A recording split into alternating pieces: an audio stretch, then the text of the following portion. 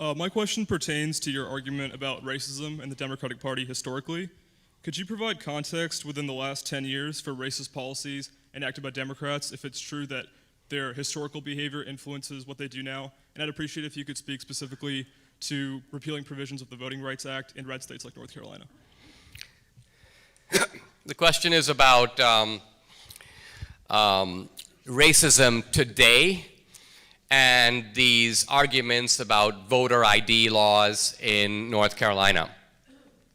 It is true, historically, that a lot of voting rules, from literacy tests to poll taxes, to even, you may say, extreme demands that you produce various types of credentialing, were used by Democrats to prevent blacks from voting.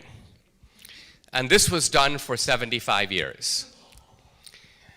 The same people who did that now pretend to be inflamed about much less onerous, simple ID laws that basically say nothing more than something like produce a driver's license if you're going to vote. Now, I don't deny the historical echo, but the historical echo loses its validity when the voter ID laws are not being pressed by the same people. The deeper part of the question is, so prove to me that the Democratic Party is racist now. And as often happens with a tough question, this is kind of when I rise to the occasion. Well,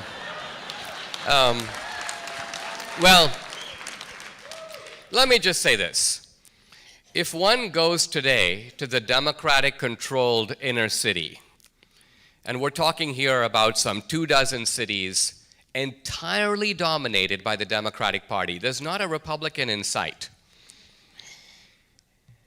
I argue that we will see in them now all the 5 features of the slave plantation that Kenneth Stamp outlined in his classic work, The Peculiar Institution. In a description of the plantation, Kenneth Stamp identifies 5 things that you would see on a slave plantation. Number 1, broken down, dilapidated, and unsafe housing. Number 2, broken families. You can see this under slavery. There was a confusion of who's the real father, mulattoes running around in the plantation, the family structure in decay. Number 3, a high degree of violence required to hold the place together. Police power, whippings, overseers, fences, barbed wire. Number 4, everybody gets a basic provision. If you need food, you have health care, they call the doctor, but nobody gets ahead. There's no opportunity. Nobody really advances. The Southerners and the Democrats used to call slavery a school of civilization. And Stamp goes, that's not a school from which anyone ever seemed to graduate.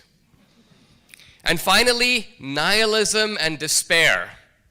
A feeling that there's no future, that this is an intergenerational, ongoing, lasting way of life. Now, all those 5 features can be traced directly to inner city Oakland, inner city Baltimore, many places, Chicago. And like I say, this has been going on since the 60s. The United States has spent trillions of dollars to fix these places. The Democrats have been in charge of fixing it. And yet, many of these places are no better off than they were in 1967.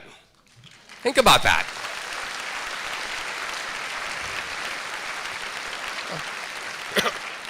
So, at the very least, this reflects a callous and shocking disdain for the welfare of the people who live in those communities. And for me, this is a big opportunity for Trump. If Trump is able to talk straight to people in our inner cities, and I would add in our barrios and on our native reservations, and show them that there's a way to get up and get off the plantation, this would be a mammoth opportunity for the Republican Party.